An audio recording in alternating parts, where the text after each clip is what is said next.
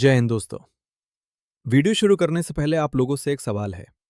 आज से लगभग 1 से 2 दशक पहले तक हमारे देश के जितने भी मुसलमान हैं, क्या उनका कॉमन पहनावा और वेशभूषा आज की ही तरह है? दोस्तों, कुछ समय पहले तक भारत के हिंदू और मुस्लिम दोनों समाज के पुरुष सामान्य रूप से कुर्ता पजामा और महिलाएं साड़ी ही पहना करती थीं। लेकिन मुस्लिम समाज के बीच इसमें एक बड़ा बदलाव आया है। लेकिन इस बदलाव के पीछे कोई मॉडर्न सोच नहीं, बल्कि कट्टर जिहादी सोच है। दोस्तों, किसको क्या पहनना है ये उनका चॉइस है, लेकिन एक सुनियोजित तरीके से धार्मिक प्रचार और अभिव्यक्ति की आजादी की आड़ में गहरी साजिश करके भारत की संस्कृति और परंपरा का इस्लामीकरण करने की मंशा को हम किसी भी हाल में सफल नहीं होने देंगे।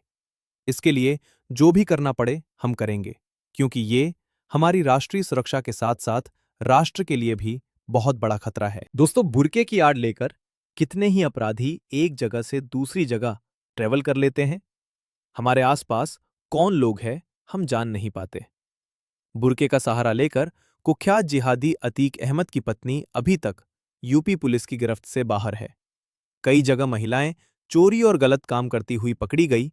कई आतंकी बुर्के की आड़ में बचकर निकलने में भी सफल हो जाते हैं।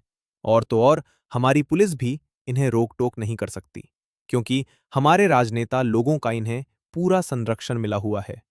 आप लोगों को याद ही होगा, कर्नाटक के उडुपी वाले केस के बाद इन लोगों ने किस तरह एक प्रोपेगेंडा खड़ा किया कि मुसलमानों से उनका मौलिक अधिकार छीना जा रहा है, जबकि यहां विवाद शैक्षणिक संस्थानों में यूनिफॉर्म को लेकर था।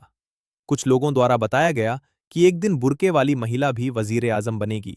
देखिए किस तरह लोग प्रोटेस्ट कर रहे थे और बातें कर रहे थे। It's not a part of a uniform, but it's part of a culture. We have been following this since a very long period of time. MG was a college known for respecting all the cultures. But now if they do this, it's as if they're telling against our culture. We are not against any of the religion. We are not protesting against anyone. It's just for our own right. अब्बा अम्मी मैं हिजाब पहनूंगी तो अब्बा अम्मी पहने बोलेंगे बेटा पहन, तुझे कौन रोकता हम देखेंगे इंशाअल्लाह। हिजाब निकाब पहनेंगे, कॉलेज को जाएंगे, डॉक्टर भी बनेंगे, कलेक्टर भी बनेंगे, एसडीएम भी बनेंगे, बिजनेसमैन भी बनेंगे। और एक दिन याद रखना तुम कांड की जनता, शायद मैं जिंदा नहीं रहूंगा, तुम देखना एक दिन इस देश की प्रधानमंत्री एक बच्ची हिजाब पहन के प्रधानमंत्री बनेगी। दोस्तों, क्या आप लोग चाहते हैं कि देश में यूसीसी यानी यूनिफॉर्म सिविल कोड लागू हो? तो पहले इस वीडियो को लाइक करें।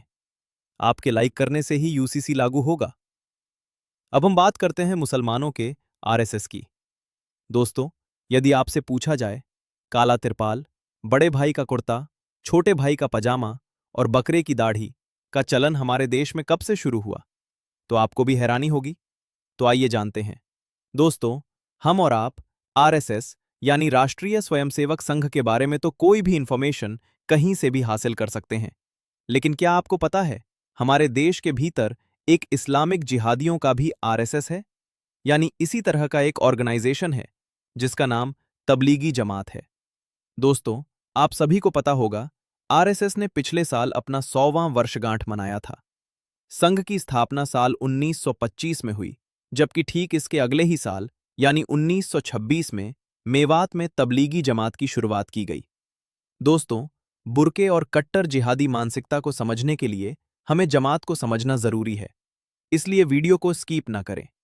दोस्तों, तबलीगी जमात मुसलमानों के बीच सुन्नी इस्लामी धर्म प्रचार का कार्य करता है, जो मुसलमानों को मूल इस्लामी पद्धतियों की तरफ बुलाता है।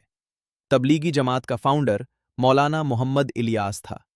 इसका संबंध हरियाणा के मेवात, उत्तर प्रदेश के सहारनपुर जिले में मदरसा मज़ाहिर उलूम और दिल्ली के निजामुद्दीन से भी रहा है, जो समय समय पर चर्चा का केंद्र बनकर हमारे सामने आता रहता है। ऐसा माना जाता है कि 195 देशों के भीतर तबलीगी जमात से लगभग 40 करोड़ लोग जुड़े हुए हैं, जबकि दक्षिण एशिया वाले देशों में इनकी संख्या सबसे ज्यादा है और इसका फैलाव 150 से 195 देशों में है। दोस्तों, हम कभी कभी सड़कों पर या अपने आसपास अक्सर देखते होंगे कि इस प्रकार के पहनावे और वेशभूषा वाले लोग ग्रुप्स में झोला वगैरह लिए हुए दिखाई पड़ते हैं। यही जमात के लोग होते हैं। अब तो इन लोगों में महिलाओं के लिए भी अलग से जमायत का सिस्टम शुरू हो चुका है, जिसे किसी पुरुष के देखरेख में महिला लीडर ही लीड करती हैं।